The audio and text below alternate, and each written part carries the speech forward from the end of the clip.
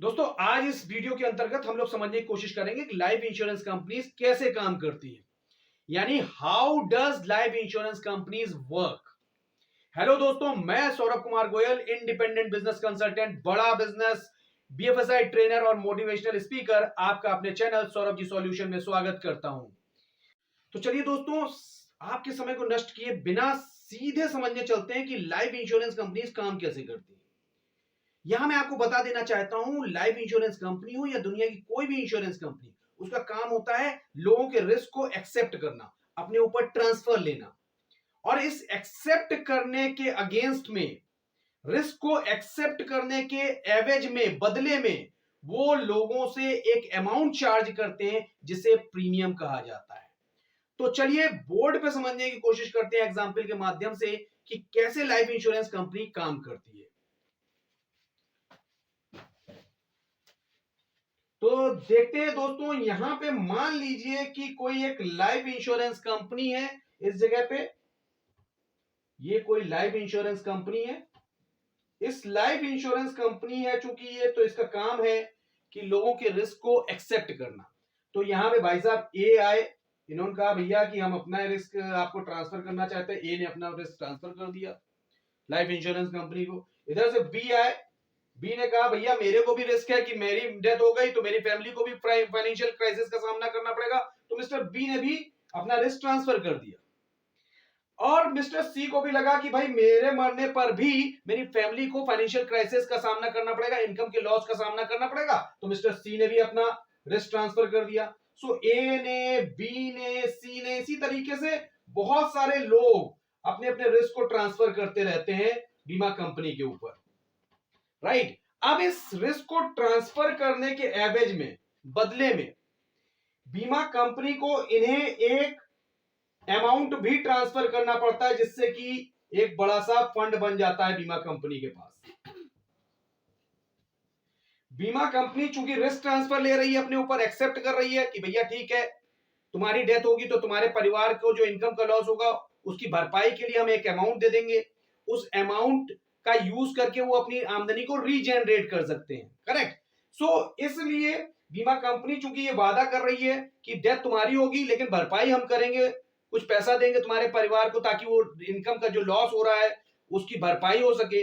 सो उसके लिए बीमा कंपनी रिस्क तो एक्सेप्ट कर ही रही, साथ ही साथ एक प्रीमियम भी चार्ज करेगी, एक अमाउंट चार्ज करेगी। वो चाहे ए हो चाहे बी हो, सबको ये अमाउंट देना पड़ेगा। सी को भी देना पड़ेगा, डी को भी देना पड़ेगा, ई को भी देना पड़ेगा। जितने भी लोग होंगे जिन्होंने भी अपना अपना रिस्क ट्रांसफर किया है बीमा कंपनी के ऊपर, वो सभी लोग इसको एक अमाउंट भी ट्रांसफर करेंगे, जिससे एक बड़ा सा फंड बन जाएगा कंपनी के पास। और इस फंड से ही ये जितने भी सारे लोगों का बीमा किया है बीमा कंपनी ने, उनमें से जिसकी भी डेथ होगी, इस फंड का यूज करके उसके घर में क्लेम दिया जाएगा एक अमाउंट। ये क्लेम ये पहले से फिक्स होता है कि कितना अमाउंट दिया जाएगा। जिस जिस अमाउंट का बीमा कंपनी वादा करके रखती है, इस अमाउंट को कहते हैं सम एश्योर्ड। जितना अमाउंट कंपनी ने पहले से फिक्स करके रखा है हर आदमी से, ए से भी फिक्स करके रखा है, भैया तुम्हारी डेथ होगी तो तुम्हारे घर पे इतना पैसा देंगे, ताकि तुम्हारे घर वाले इनकम को रीजनरेट कर सके उस अमाउंट का यूज करके।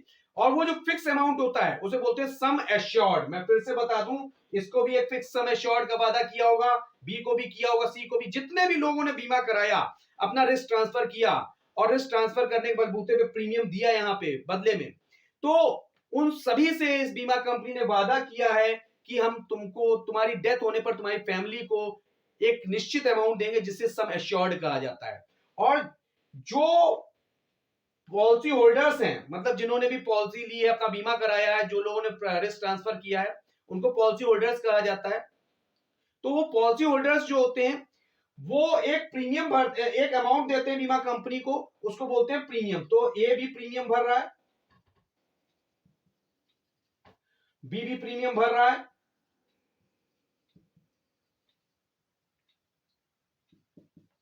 सबको, चाहे वो सी हो, डी हो, ई हो, एफ हो, जी, जितने भी लोग अपना रिस्क ट्रांसफर कर रहे हैं, सब लोग प्रीमियम भर रहे होंगे। तो जो पॉलिसी होल्डर अमाउंट दे रहा है, दैट इज कॉल्ड प्रीमियम। और दूसरी चीज, जितनी राशि देने का, जितने अमाउंट डेथ होने पर देने का कंपनी वादा कर रही है, उसे बोलते हैं सम एश्योर्ड। That's it. और एक चीज समझ लें, यहां पर जितने लोगों ने भी बीमा कराया है वो सबके सब नहीं मर जाएंगे सर। अब कंपनी को ये कैसे पता चलता है कि कितने लोगों की डेथ होगी? तो इसे बोलते हैं मॉर्टेलिटी। समझें बात को। मॉर्टेलिटी का मतलब क्या होता है? एक एस्टिमेटेड नंबर ऑफ डेथ्स पर 1000 एट अ स्पेसिफिक एज। एक निश्चित आयु के 1000 में से कितने लोगों के मरने की संभावना है एक साल के अंदर, उसे कहते हैं मॉर्टेलिटी। तो 1000 में से मान लीजिए 0.1 मरते हैं, तो 10,000 लोगों का बीमा किया है तो उसमें से एक आदमी मरेगा। तो ये कहां से पता लगता है कंपनी को कि कितने मरने की संभावना है? तो ये सर पहले के जो डेटा होते हैं कि मान लीजिए 35 साल के लोगों का बीमा किया कंपनी ने, तो 35 साल के पिछले साल कितने लोग मरे थे 1000 में से, उससे पिछले साल 1000 में से कितने लोग मरे थे, उससे पिछले साल कितने लोग मरे थे। तो ये पुराने डेटा के हिसाब से कंपनी को आइडिया होता है कि लगभग कितने लोग मर सकते हैं।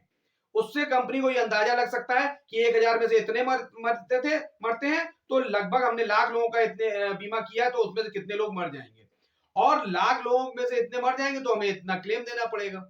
तो इस तरीके से कंपनी को आइडिया होता है कि कैसे कितने लोगों के मरने की संभावना है। करेक्ट। तो यहां पे दो बातें, तीन बहुत इंपॉर्टेंट बातें समझ में आई कि अपना रिस्क ट्रांसफर करने के बदले में लोग एक अमाउंट कंपनी को देते हैं जिसे बोलते हैं प्रीमियम, पहली चीज। दूसरी चीज, लोगों ने बीमा कराया, रिस्क ट्रांसफर किया है, इस रिस्क को ट्रांसफर लेने के और प्रीमियम लेने के बदले में बीमा कंपनी एक वादा करती है हर पॉलिसी होल्डर से कि मैं तुम्हारी डेथ होने पर आपके नॉमिनी को एक फिक्स अमाउंट देंगे। इस फिक्स अमाउंट को, जितने अमाउंट का वादा कर रही बीमा कंपनी, इसको बोलते हैं सम एश्योर्ड। Sum assured. तीसरी और बहुत अहम चीज जो समझने वाली है वो ये है कि बीमा कंपनी को कोई भी क्लेम देने के लिए एक फंड की जरूरत पड़ती है, जैसे यहां पे, और ये फंड लोगों द्वारा दिए गए प्रीमियम से बनता है। यहां पे एक बात और मैं क्लियर कर देना चाहता हूं आप लोगों को दोस्तों, कि लाइफ इंश्योरेंस कंपनी या कोई भी बीमा की कंपनी रिस्क मैनेजमेंट के दो सिद्धांतों का, दो मेथड्स का यूज करती है जब वो काम करती है। तो पहला सिद्धांत, रिस्क ट्रांसफर।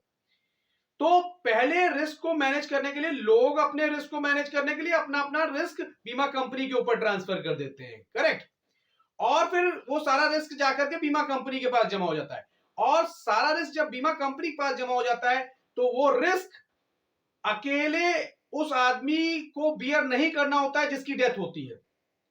जिसकी भी डेथ होगी वो खुद उस रिस्क को नहीं बियर करेगा, वो रिस्क सारे लोग मिलकर के बियर करते हैं, सारे लोगों से प्रीमियम ले करके उस रिस्क को शेयर करा दिया जाता है एक्चुअली। तो यहां पे दो सिद्धांतों का यूज होता है, एक रिस्क ट्रांसफर और दूसरा रिस्क शेयरिंग। और इस तरीके से इन दो सिद्धांतों, दो मेथड्स का, रिस्क मैनेजमेंट के दो मेथड्स का यूज करके बीमा कंपनी क्लेम देने में सफल हो जाती है दोस्तों। सो इस तरीके से आपने देखा अभी इस वीडियो के अंतर्गत कि कैसे लाइफ इंश्योरेंस कंपनी काम करती है। सो अगर आपको ये वीडियो पसंद आया तो इसे लाइक कीजिए, मेरे चैनल को सब्सक्राइब कीजिए ताकि इस तरीके के वीडियोस आप तक लगातार बार बार पहुंचते रहें। धन्यवाद दोस्तों।